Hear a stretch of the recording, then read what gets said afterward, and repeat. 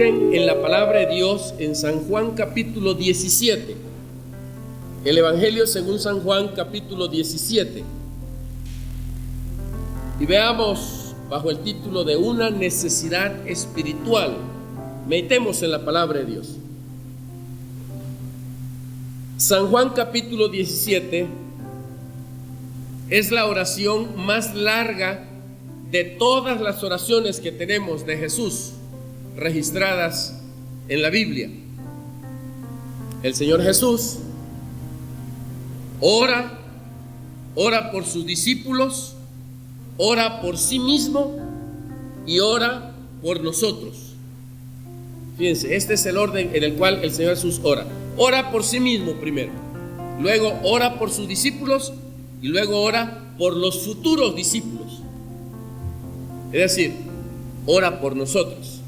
Si usted cree que no oró por usted el Señor Jesús, solamente lea el versículo 20 de San Juan capítulo 17 y usted encuentra que dice: mas no ruego solamente por estos, sino también por los que han de creer en mí, por los que han de creer en mí, por la palabra de ellos. A mí me gusta siempre poner el paréntesis ahí, ¿va?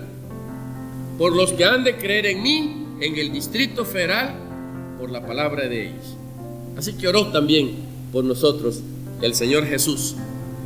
En su interés por la vida espiritual de los suyos, Jesús reconoce que los discípulos habían logrado bastante progreso, habían crecido en la fe, habían avanzado en la vida cristiana de tal manera que ahora ellos se puede reconocer que tienen una vida espiritual bastante avanzada, bastante progresiva, bastante extensa, podríamos decir nosotros. Sin embargo, al final del análisis, el Señor Jesús se da cuenta que hay una necesidad espiritual que necesita ser satisfecha. Vean cuánto había avanzado. Si nosotros hiciéramos el análisis, seguramente llegaríamos a la conclusión, como aquel joven que vino a Jesús diciéndole: Señor, ¿qué más me falta? Después de mencionar todo lo que él tenía, él dice: ¿qué más me falta? Y si a nosotros nos hubiera hecho esa pregunta, nosotros le diríamos: no te hace falta nada, estás bien allí, ya puedes heredar la vida eterna. Sin embargo, el Señor Jesús siempre tiene algo que decirnos en cuanto a lo que nos falta. Vean cuánto habían avanzado los discípulos. El versículo 6 y el versículo 14 dicen lo siguiente: he manifestado tu nombre a los hombres que del mundo me diste, tuyos eran, y me los diste, y han guardado tu palabra. Yo les he dado tu palabra, y el mundo los aborreció, porque no son del mundo, como tampoco yo soy del mundo. Miren, este es el primer paso de avance en la vida espiritual de los discípulos. Ya no eran del mundo. Es un gran avance, es un gran progreso. Ya no eran del mundo. El mundo, dice Jesús, los aborreció. Y los aborreció porque ahora ellos no son del mundo, como tampoco yo soy del mundo. ¿Se acuerdan ustedes cuando vivíamos en el mundo? Cuando andábamos en los placeres del mundo. Hermana Patti nos acaba de testificar la vida pasada, ¿cómo era? Un infierno. Sin embargo, cuando estábamos en el mundo, para nosotros decíamos: eso era felicidad, una vana felicidad, nos duraba tan poco. Los que alguna vez pasamos por el alcoholismo sabemos que siempre se habla de la alegría en el momento de ingerir el alcohol, de tener unas cuantas entre pecho y espinazo, pero nadie quiere hablar de la famosa cruda. Nadie quiere hablar del otro día después de esa gran fiesta. Y los que saben lo que significa esto sabrán que no se lo desea uno a nadie, es de lo más terrible. Sin embargo, la insensatez en el ser humano hace que, a pesar de que pase uno crisis terribles. A veces llega uno a estar al borde de la muerte, arruinados. Ya ni la familia lo quiere a uno, lo desechan. Pero en cuanto hay oportunidad, vuelve el puerco a su revolcadero, dice la palabra. Y es muy claro, muy expresivo. Es decir, vuelve otra vez el ser humano a lo malo. Lo está arruinando, lo está acabando, y sin embargo sigue en lo malo. Así sucede, así es el hombre de insensato. El hombre que no conoce a Cristo, el hombre que está en el mundo, cree que haciendo las cosas del mundo está bien, se siente contento, a pesar de que esté sufriendo. En este caso, los discípulos ya no eran del mundo, ya no agradaban al mundo, ya no vivían conforme a las normas del mundo, ya no buscaban las cosas del mundo. Ahora eran de Cristo.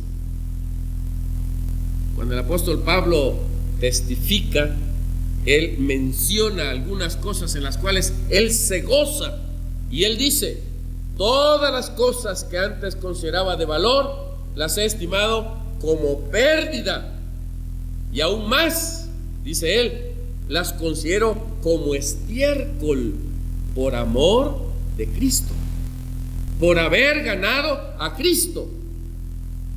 Estaba valorando que ser de Cristo y andar en Cristo es algo grandioso para el ser humano. Y en este caso, el primer paso que los discípulos habían dado era que ya no eran del mundo. Jesús puede testificar: ellos ya no son del mundo. Tú me los diste, Señor. Eran del mundo, pero tú me los diste. He manifestado tu nombre a los hombres que del mundo me diste. Tuyos eran y me los diste, y han guardado tu palabra. Resulta que este primer paso se ha dado, y es progreso y es avance. Muchos de nosotros, cuando iniciamos en la vida cristiana, notamos el cambio radical que hay entre ser del mundo y ser de Cristo. Y comenzamos a darnos cuenta y comenzamos a saborear las mieles del Evangelio, las mieles de la vida cristiana. Y a veces tenemos que decir: ¿por qué conocí el Evangelio a esta edad? ¿Por qué no lo conocí antes? ¿Por qué nadie me habló? Bueno, es seguro que alguien ya nos había hablado, y es seguro que de alguna forma habíamos oído el Evangelio, pero nuestro corazón rebelde, nuestro corazón duro, nuestro corazón de piedra, había rechazado el mensaje del Señor. Pero a su tiempo el mensaje vino, cayó en buena tierra, germinó, y estamos comenzando la vida cristiana. Los discípulos ya no eran del mundo, ahora eran de Cristo. Pero no solamente eso. El versículo 6 que hemos leído en su última parte dice: y han guardado tu palabra. No solamente eran de Cristo y seguían a Cristo, pero habían guardado su palabra. Hay un peligro, hermanos. El peligro de que nosotros lleguemos a conocer la palabra de Dios y no guardarla. Hay el peligro de saber mucho acerca de la palabra del Señor y sin embargo no cumplir la voluntad del Señor. Parece que el diablo está más interesado en que nosotros conozcamos mucho de la palabra, pero no pongamos en práctica la palabra. Y a veces quisiera darnos un intelectualismo bíblico. Aprende mucho de la palabra, documéntate más de la palabra, pero no la pongas en práctica. Bueno, el diablo está interesado en eso. Gracias a Dios, porque los discípulos no solamente habían dejado el mundo, habían seguido a Cristo, pero también habían guardado su palabra. Habían obedecido la voz de Dios, de tal manera que ellos ahora habían guardado su palabra. Habían sido obedientes a todo lo que el Señor les mandaba, lo habían puesto en práctica, y para ellos no era simple teoría, sino era algo que podían aplicar a su propia vida, a su propia experiencia, y poder llevarlo al terreno de la práctica. En tercer lugar, vea lo que dice el versículo 7.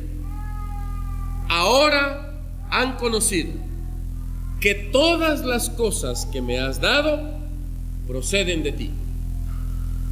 Ellos reconocían que todo procede del Padre.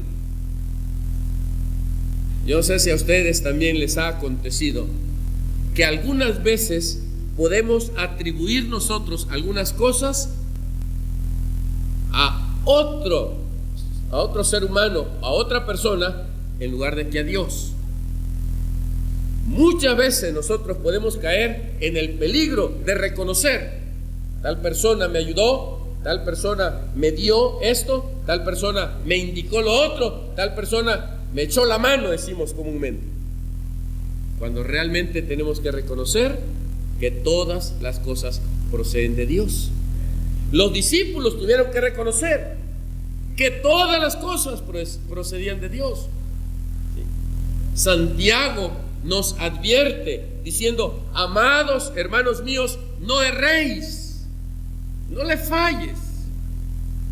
Toda buena dádiva y todo don perfecto desciende de lo alto, del Padre de las luces, en el cual no hay mudanza ni sombra de variación. Todo aquello que viene en nuestra vida viene, número 1, porque Dios lo manda. Número 2, porque Dios lo permite. Algunas cosas no nos las manda Dios, pero Dios las permite. Algunas veces el diablo le pide permiso a Dios. ¿Para qué? Para tentarnos, para probar nuestra fe. Acuérdense de Job. El diablo viene y le dice: mira, tu siervo Job te es fiel, pues así quien no. Le has dado todo, le has dado una gran familia, le has dado unas grandes haciendas, le has dado mucho ganado, le has dado mucho dinero, pues así quien no va a servir a Dios, nada le falta. Déjame probarlo y verás si acaso te es fiel. Y Dios le permite al enemigo, le da permiso al enemigo, y entonces le dice: te permito que toque su cuerpo, pero no toque su alma. Es decir, Dios da permiso hasta donde sabe que nosotros vamos a soportar. Así que aquellas cosas que permite Dios que vengan a nuestra vida, que aparentemente son negativas, tienen siempre un propósito positivo.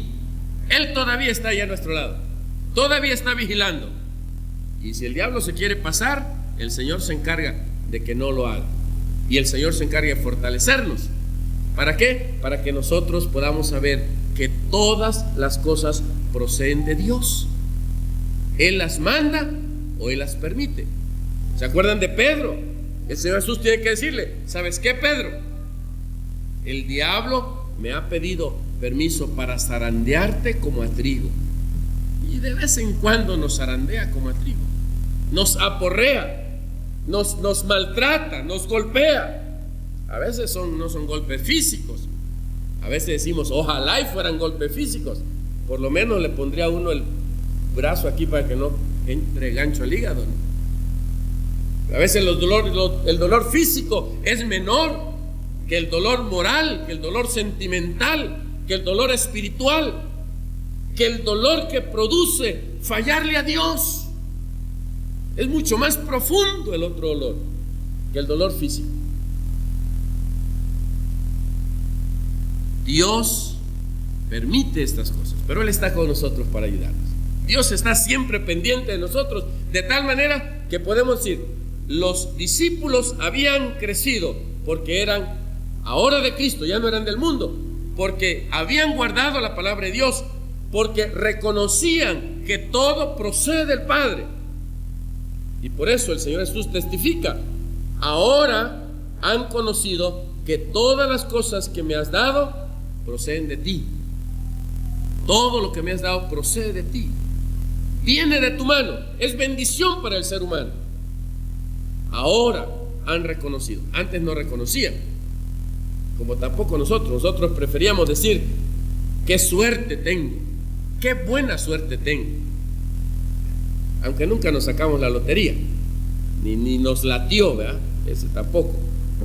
Sin embargo, decimos que teníamos muy buena suerte.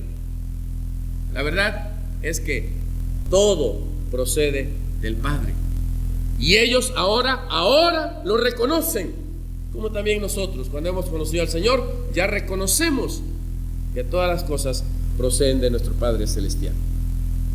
Y en cuarto lugar, versículo 8, 17:8, nos hace ver que recibieron la palabra de Dios y aceptaban la deidad de Jesucristo. Es decir, reconocían que Jesucristo era Dios, reconocían la divinidad de Jesucristo. Porque las palabras que me diste les he dado, y ellos las recibieron, y han conocido verdaderamente que salí de ti, y han creído que tú me enviaste.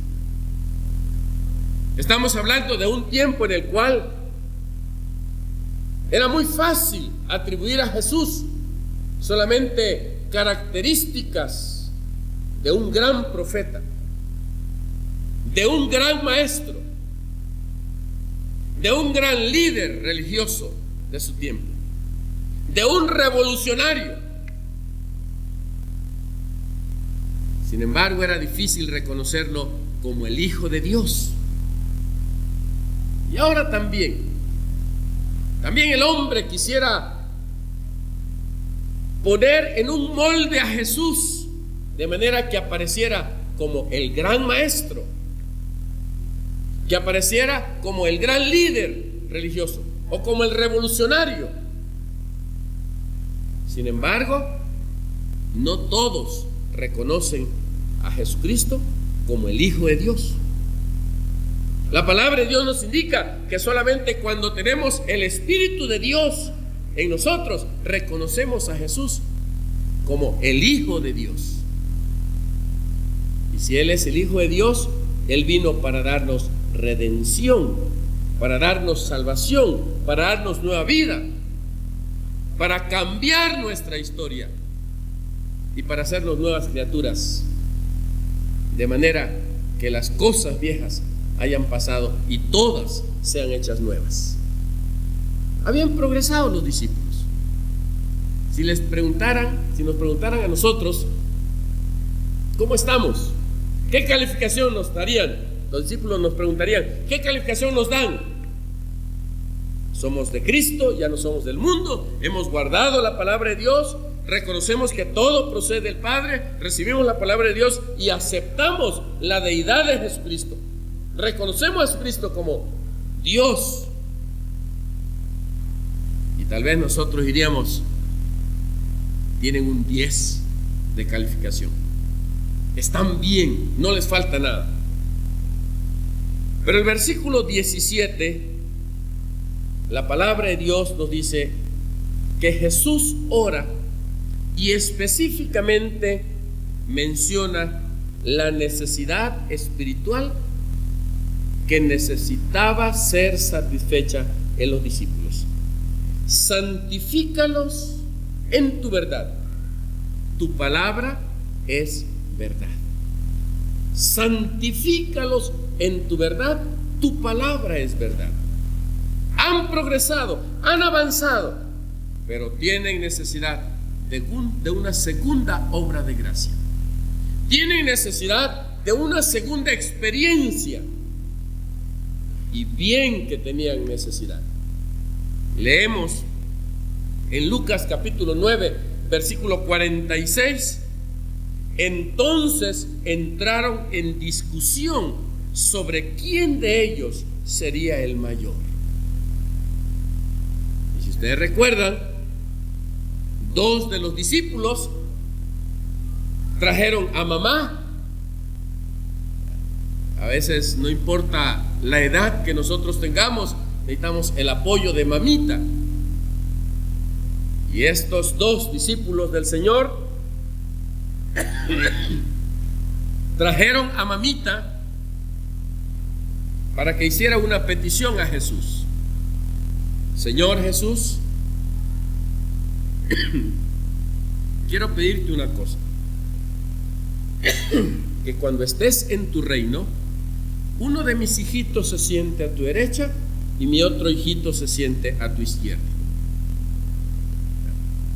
Que uno se siente a tu derecha y el otro se siente a tu izquierda. Bueno, no sabes lo que pides. La verdad es que los discípulos están en una condición en la cual discutían quién sería el mayor y estaban buscando lugar de privilegio, lugar especial. Necesitaban ser santificados. La palabra aquí, santificar, en el griego es muy interesante, agiazo. Y agiazo significa consagrar, dedicar, limpiar, purificar. Y notamos a la luz de este versículo 17 que el instrumento que Dios iba a utilizar para que ellos fueran santificados es la palabra de Dios. Santifícalos en tu verdad, tu palabra es verdad. El Señor quería que ellos fueran santificados. En el versículo, en los versículos siguientes, el versículo 19 dice: y por ellos yo me santifico a mí mismo, para que también ellos sean santificados en la verdad. Sean santificados de verdad. Cristo se santificó, es decir, Cristo se consagró a la obra, se entregó a la muerte, se entregó al sacrificio de una manera voluntaria para hacer posible nuestra santificación y la santificación de sus discípulos. ¿Qué tanto hemos progresado en nuestra vida espiritual?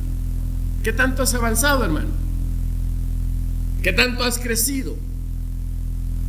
Desde que el Señor Jesús pudo decir de ti que ya no eras del mundo, que ya eras de Cristo, y tú tenías la seguridad de que ya eras del Señor. ¿Has guardado la palabra? ¿Has recibido la palabra y has aceptado la deidad de Jesucristo? ¿Has reconocido que todo procede del Padre? ¿Puedes glorificar a Dios por todo lo que pasa en tu vida? ¿Has llegado hasta ahí? Perfecto, eso está muy bien.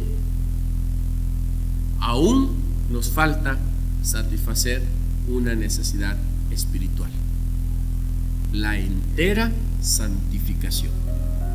¿Cuál es la parte nuestra? ¿Qué debemos poner nosotros? ¿Qué debo hacer yo para esa experiencia?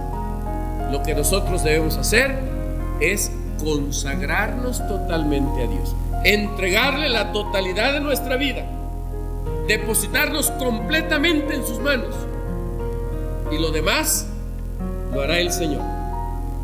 Lo demás es asunto de Dios. Cuando nosotros nos rendimos completamente a Él y le entregamos nuestro todo, Él tiene la respuesta a nuestra necesidad espiritual. Las luchas terminan, las luchas se acaban, porque nosotros le entregamos nuestro todo al Señor. Las dudas y todo cuanto nosotros a veces cargamos, y a veces la carga es demasiado pesada, el Señor permite que al dejarla a sus pies y entregarnos completamente a Él, su Espíritu santifique nuestro corazón, purifique nuestra vida, y entonces la experiencia espiritual se vuelve mucho más sólida, mucho más estable. Es la vida plena en Cristo Jesús, la vida plena en el Espíritu de Dios. Este es el mensaje del Señor. Lo que Dios hable a tu corazón es lo que tú debes hacer. Les invito a orar, hermanos. Oremos a Dios, oremos al Señor. Le digamos a Él cómo está nuestra situación personal y dejemos que Él complete la obra, que Él satisfaga nuestra necesidad personal. Dejemos que Él realmente nos dé la plenitud de su Espíritu y que realmente nuestro corazón pueda ser enteramente para Él y totalmente purificado por Él también, Si alguien desea pasar al altar, siéntase en libertad de hablar con Dios de una manera personal, y el Señor tratará directamente contigo, porque el Señor te ama y el Señor quiere que tú te afirmes en la vida cristiana. Oremos, hermanos. Señor, a esta hora te damos gracias porque nos has permitido crecer. Reconocemos que nos has permitido crecer. Reconocemos, Señor, que hemos avanzado en la vida cristiana. Reconocemos que hemos progresado en la vida cristiana. Pero también, Señor, tenemos que reconocer que aún falta, oh Dios, y hay necesidades espirituales, como la necesidad de la entera santificación, la necesidad de consagrarnos completamente a ti, de entregarnos totalmente a ti.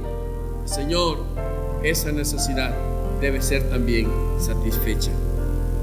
Padre, permite que estemos dispuestos a entregarnos totalmente a ti, a dedicarnos completamente a ti, a entregarte la totalidad de nuestras vidas, para que tu Espíritu Santo haga la obra completa en nuestro corazón, en nuestro ser interior, y que eso también se refleje en nuestra vida exterior, en nuestro testimonio, en nuestra conducta, en nuestra manera de andar. Nos ponemos en tus manos y te damos gracias porque Jesucristo fue a la cruz del Calvario, no solamente para salvarnos, para perdonar nuestros pecados, no solamente para sanarnos de toda enfermedad y de toda dolencia, pero también, Señor, para santificarnos. El escritor a los Hebreos nos enseña también, diciéndonos que Jesucristo padeció fuera de la puerta para santificar a su iglesia. Y gracias te damos porque Jesucristo pagó el precio. Ayúdanos a nosotros a estar dispuestos a pagar el precio, y el precio es consagración total, consagración completa. Ayúdanos a hacerlo así, y porque lo harás, te damos gracias y te alabamos en el nombre y por los méritos de Jesucristo, nuestro glorioso Salvador. Amén.